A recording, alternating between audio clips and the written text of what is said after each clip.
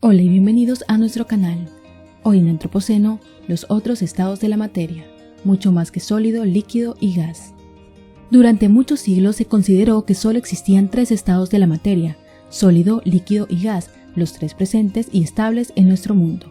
Y es el agua la sustancia que mejor los representa, por ser la única que existe de forma natural en los tres estados. Pero el desarrollo de nuevas tecnologías para producir en los laboratorios condiciones cada vez más extremas y energéticas ha permitido que en los últimos años se hayan descubierto otros 5 estados y un último candidato que acaba de aparecer en 2018. El estado plasma es la forma en la que se presentan los gases contenidos en el interior de las luces de neón, los tubos fluorescentes y por supuesto las pantallas de plasma. También es el estado que caracteriza a las auroras boreales o a los rayos. De hecho, se estima que el 99% de la materia del universo observable es plasma. Un plasma es un gas ionizado a alta temperatura, formado por cationes, moléculas o átomos con carga positiva, y electrones libres, con carga negativa, entre los que se dan importantes fuerzas electrostáticas. Aunque en su conjunto la carga eléctrica total se anula, en su interior las partículas tienen carga.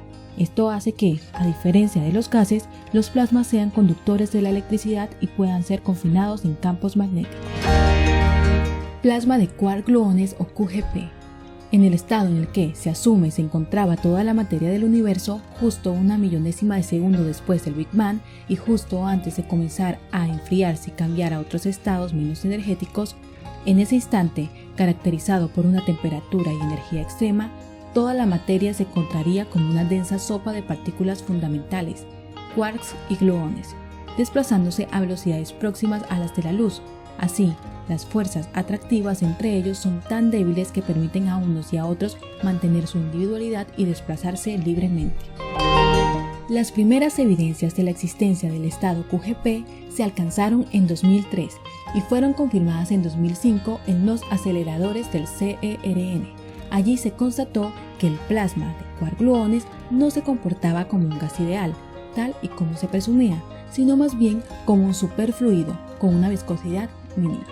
Hasta el momento, el QGP solo se obtiene en instalaciones muy concretas y durante un tiempo muy limitado, y aún se están estudiando sus aplicaciones. Líquido cuántico de espines. El físico y ganador del Nobel, Philip Worrell Anderson, fue el primero en predecir la existencia del líquido cuántico de espines en la década de 1970, pero no fue hasta 2016 que se demostró su existencia real. Lo curioso es que, bajo determinadas situaciones de presión y temperatura, algunos minerales presentan regiones en este estado, entre ellos la herbesmitita. El spin es una propiedad de los electrones y demás partículas subatómicas. De una forma intuitiva, es como si cada electrón contuviese una minúscula brújula interna. En la mayoría de los materiales y en los estados de la materia, los espines de los electrones se alinean entre sí.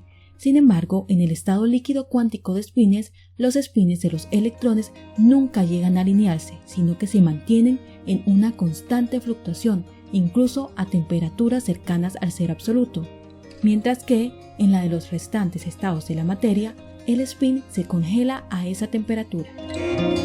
El estado líquido cuántico de espines le confiere a la materia unas características magnéticas singulares cuya aplicación se está investigando. Estado degenerado. Bajo presiones extremas como las que se dan en el núcleo de algunas estrellas, las partículas son comprimidas en un espacio mínimo. Dado que dos partículas no pueden ocupar el mismo espacio en el mismo momento, esto provoca que los átomos degeneren y pierdan su estructura. Los electrones se salen de sus órbitas y comienzan a moverse a velocidades cada vez más cercanas a la de la luz, para ejercer una fuerza expansiva que compense la presión externa. Si ésta sigue aumentando y supera el denominado límite de Chandrasekhar, entonces la presión externa se hace insostenible y los núcleos atómicos también degeneran, pierden su estructura, colapsando en una acumulación de neutrones y protones. Condensado, Bose-Einstein. En 1924, Satendra Bose y Albert Einstein predijeron la existencia de un nuevo estado de la materia al aplicar la estadística a la mecánica cuántica. Según ambos físicos, cuando la materia se enfría a temperaturas apenas por encima del cero absoluto, en algunos casos las partículas que la constituyen caen todas al mismo nivel de energía, Esa situación vulnera los principios de la física cuántica.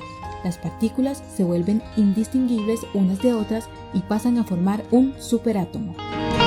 Pero no fue hasta 1995 que Cornell, Queeman y Kitterley consiguieron producir un condensado de Bose-Einstein gracias al empleo de los nuevos y más potentes láseres y electroimanes.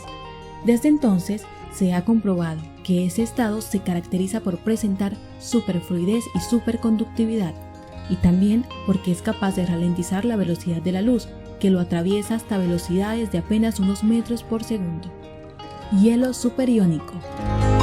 El agua como principio y fin.